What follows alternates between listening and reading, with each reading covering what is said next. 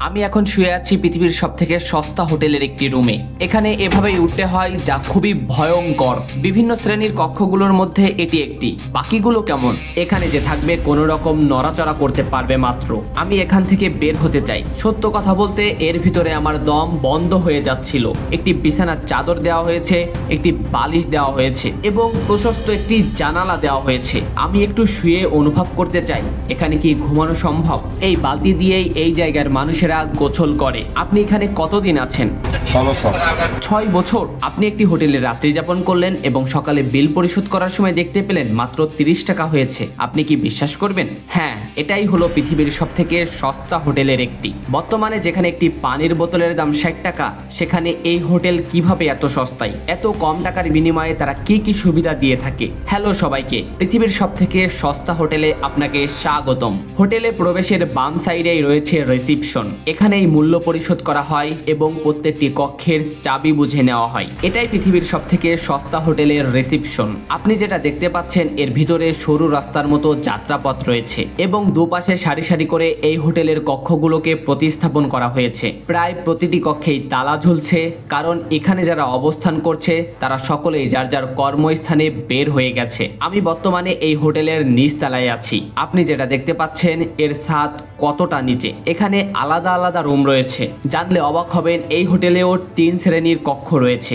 Normal, medium এবং VIP. আমি প্রত্যেকটি কক্ষেই প্রবেশ করব এবং সেখানে থাকার অনুভূতি জানাবো। নিচতলায় 2টো বাথরুম এবং এই যে অংশটুকু দেখতে পাচ্ছেন এখানেই গোসলের কাজ সারা হয়। এই বালতি দিয়েই এই জায়গার মানুষেরা গোসল করে। প্রথমে রশি দেওয়া এই বালতিটিকে নদীতে ফেলা হয় এবং এই ময়লা পানি তুলেই তা দিয়ে গোসলের কাজ সারা হয়। এই পানি অনেকটাই নোংরা। আমরা এখন প্রবেশ করব এই হোটেলের সবথেকে সস্তা রুমে। এটাই হলো এই হোটেলের সবথেকে সস্তা কক্ষ। এই কক্ষে একটি লাইট এবং একটি ফ্যান আছে, কিন্তু সস্তা হওয়ার কারণে এখানে কোনো বেডশিট নেই। এখানে রাত্রি যাপন স্টিলের বেডের উপরই করতে হয়। জায়গা অনেক সংকীর্ণ। ক্যামেরাটা আমার কাছে দাও। সবথেকে সস্তা কক্ষের ভিতরে এরকম মাল জিনিস রেখে দেওয়া হয়েছে। এখানে তাক এবং ব্যবসায়ীদের বিভিন্ন ধরনের মালামাল রাখা হয়েছে। আমি একটু শুয়ে অনুভব করতে চাই এখানে কি ঘুমানো সম্ভব। যদিও একটু কষ্টসাধ্য, তবে এখানকার মানুষ সেটা মানিয়ে নিয়েছে। এই রুমের ভাড়া 30 টাকা করে। এটা বুড়িগঙ্গা নদীর তীরে অবস্থিত। এই হোটেলগুলো মূলত 5টি ভাসমান বোর্ডের সমন্বয়ে গঠিত এবং প্রতিটি বোর্ডে গড়ে 50 থেকে 70টি রুম রয়েছে। সবগুলো বোর্ড মিলে প্রায় 300 লোকের ধারণ ক্ষমতা রয়েছে। এখন আমরা দেখব এই হোটেলের মিডিয়াম শ্রেণীর কক্ষ। আমি যেখানে দাঁড়িয়ে আছি এটা সম্পূর্ণ একটা রুম। হ্যাঁ, আপনি ঠিকই শুনতে পেয়েছেন, এটাই এই হোটেলের স্ট্যান্ডার্ড রুম। আমি এখন এর ভিতরে ঢুকতে যাচ্ছি এবং অনুভব করতে যাচ্ছি এই রুমে থাকার অনুভূতি কেমন। আমরা উপরে একজনের সাথে কথা বলেছি, সে 6 বছর ধরে এই হোটেলে বসবাস করছে। আমি অনুভব করতে যাচ্ছি সে কিভাবে দীর্ঘদিন ধরে এই হোটেলে বসবাস করে আসছে। আমাকে একটু ধরেন, এভাবেই এই রুমে উঠতে হয়।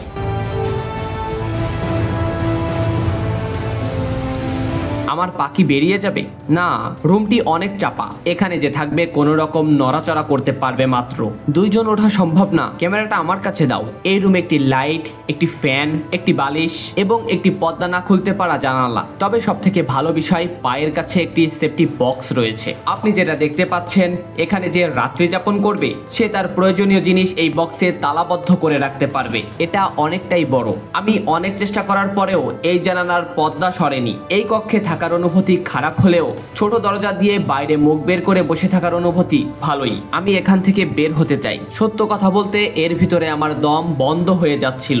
জানি না এই হোটেলের ভিআইপি রুমগুলো কেমন, তা দেখার জন্য আমরা আগ্রহী। হোটেলের ভিআইপি রুমগুলোকে 2য় তলায় রাখা হয়েছে। আমরা সিঁড়ি বেয়ে হোটেলের দোতলায় যাচ্ছি। পৃথিবীর সবথেকে সস্তা হোটেলটি পৃথিবীর সবথেকে দূষিত নদীর একটির উপর অবস্থিত। চারিদিকে দুর্গন্ধ, ময়লার স্তূপ। নদীর পারে হওয়ার কারণে সাধারণ আবহাওয়া থেকে দিনে এখানে 2 ডিগ্রি পর্যন্ত তাপমাত্রা বেড়ে যায়। একটি ছোট ফ্যানে এই গরম নিবারণ করা সত্যি কষ্টের। কর্মব্যস্ত আর জনবহুল হওয়ার কারণে এখানে উচ্চ শব্দ সহ্য করতে হয়। কেউ গোসল করার সময় যখন 1 বালতি পানি উত্তোলন করে তখন যেন সে পানি উত্তোলন করেনি, বরং 1 বালতি জীবাণু উত্তোলন করলো, কারণ এই পানি এতটাই দূষিত। আমরা এসে গেছি এই হোটেলের ভিআইপি রুমের সামনে। আপনি যেটা দেখতে পাচ্ছেন অন্যান্য রুমের থেকে এই রুম আকারে অনেক বড়।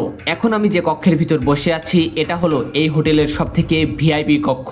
এখানে একটি পুরো বেডশিট দেওয়া হয়েছে, একটি বিছানার চাদর দেওয়া হয়েছে, একটি বালিশ দেওয়া হয়েছে এবং প্রশস্ত একটি জানালা দেওয়া হয়েছে। তাপ থেকে বাঁচার জন্য একটি আলাদা প্রলেপ দেওয়া হয়েছে। একজন মানুষ যেন এই কক্ষে তার জীবনকে সাজিয়ে নিয়েছে। দেখুন জুতা রাখার জায়গা কোথায়, এখানে আয়নাও দেখতে পাচ্ছি। তবে পরে জানতে পারলাম এখানে যে থাকে এটা তার। ভিডিও ধারণ করার জন্য এখানে অবস্থানরত ব্যক্তি আমাদের রুমটিকে ছেড়ে দিয়েছে, তবে সে ক্যামেরার সামনে আসতে চায় না, কারণ এই হোটেলে থাকাকে মানুষ নিচু চোখে দেখে। অন্যান্য রুম থেকে এই রুমকে ভিআইপি বলে দাবি করা হয়েছে, কারণ এই রুমের আকৃতি অনেক বড় এবং পুরো একটি বেডশিটের সাথে তাপ প্রবাহের প্রলেপ, এছাড়া আর কোনো কিছুই না। ভিআইপিদের জন্য ওয়াশরুম রয়েছে এবং নিচতলার মতো গোসল করার জায়গা। এখন আমরা এমন একজনের সাথে কথা বলতে যাচ্ছি যে দীর্ঘ 6 বছর ধরে এই হোটেলে বসবাস করছে। একটি দুর্ঘটনায় তার দুটো পায়ে ক্ষতিগ্রস্ত হয়েছে এবং ডাক্তার কিছুদিন তাকে বসতে নিষেধ করেছে। তার রুমে অনেক মাল জিনিসই আছে,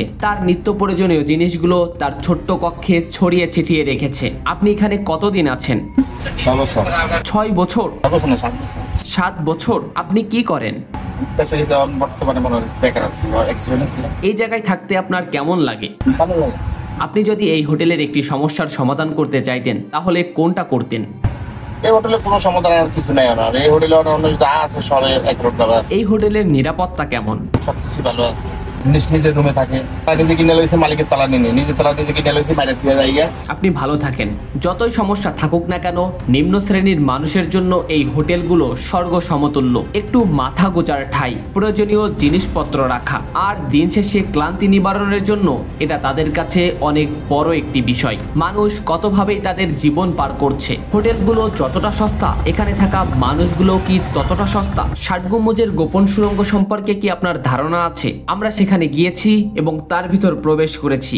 ভিডিওটা দেখতে চাইলে ডিসক্রিপশনে থাকা লিংকে ক্লিক করে ভিডিওটা দেখে আসতে পারেন। অদ্ভুত সব সন্ধানে আমি আপনাদের পাশে থাকবো। ভালো লাগলে আমাদের পরিবারের সদস্য হতে পারেন। ধন্যবাদ সবাইকে।